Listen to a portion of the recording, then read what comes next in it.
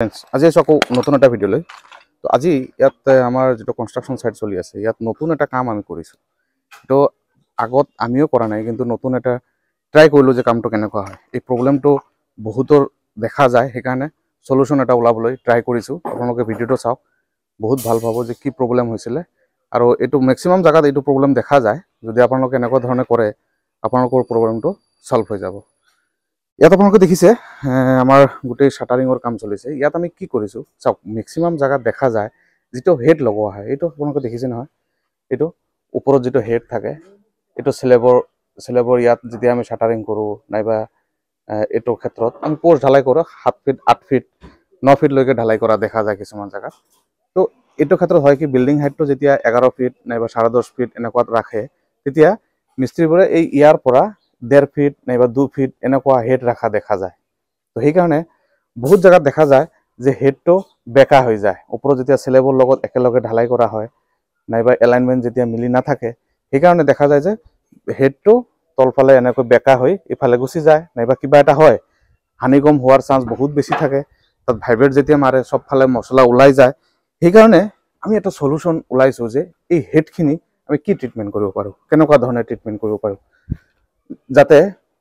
হেডটো বেকাও নহয় আৰু কামটো যাতে ভাল হয় এটো কি উপায় কৰিছো আমি ওপৰত গৈ আপোনালোকক দেখাম ইয়াত আপোনালোকে চাওক সবফালে হেড লগোৱা আছে গুটেইখিনিত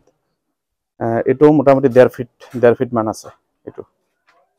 এবে কিছুমান জায়গাত 2 ফিট আছে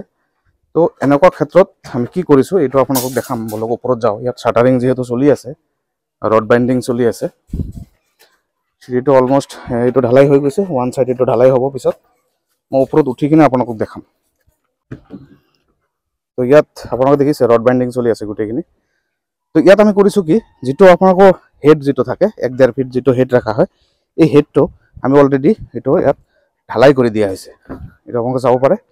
অলপ কষ্ট হ'ব কিন্তু আপোনালোকৰ কামখিনি পাৰফেক্ট হ'ব এটো আগত বিমখিনি আপোনালোকে লেভেল কৰি ল'ব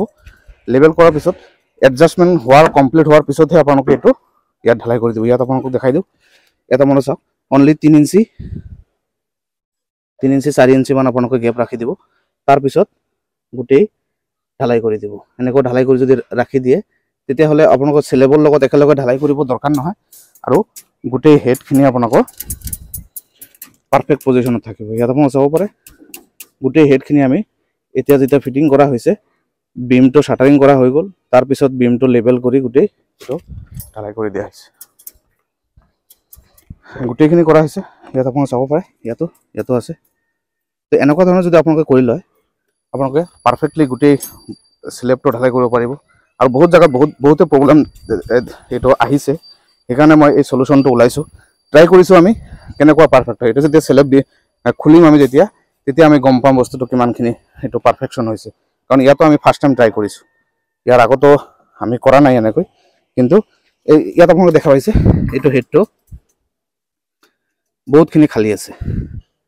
এই দেখিছে না বহুতখিনি খালি আছে এই এনেকুৱা যদি খালি ৰাখে তেতিয়া হলে যেতিয়া স্লেবৰ লগত একেলগে ঢালাই কৰিব তেতিয়া হয়তো আপোনালোকৰ ইয়াত হানিকম ওলাব নহলে প্লেসমেন্টটো ভালকৈ নহব সেইকাৰণে ইয়াত প্ৰবলেম দেখা দিয়ে হানিকম ওলাই যোৱাৰ চান্স থাকে এলাইনমেন্ট ভাল না থাকিলে বেকা হৈ যোৱাৰ চান্স থাকে সেইকাৰণে আমি এটো ঢালাই কৰি এটো বাকি আছে এটো ঢালাই কৰি দিয়া হ'ব লগালগ ঢালাই হোৱাৰ পিছত তাৰ পিছত আমি স্লেব লেভেল হ'ব বিমখিনি নমোৱা হ'ব তাৰ পিছতহে স্লেব ৰড বাইন্ডিং ষ্টাৰ্ট হ'ব তো এনেকুৱা প্ৰসিডিউৰ যদি আপোনালোকে কৰিব বিচাৰে কৰিব পাৰে তো আমি ট্ৰাই কৰিছো আপোনালোকে ট্ৰাই কৰিব পাৰে কৰিলে আমাৰ পাৰফেকশন হ'ব কামখিনি আশা কৰিছো তেতিয়া আপোনালোকৰ এই যেটো প্ৰবলেম যেটো দেখা দিয়ে যেটো হেডৰ যেটো বেকা হৈ থাকে এই বেকা হোৱাৰ প্ৰবলেমটো আপোনালোকে দেখা নাপায় আশা কৰিছো ভিডিওটো ভাল লাগিলে প্লিজ শেয়াৰ কৰিব থ্যাংক ইউ সো মাচ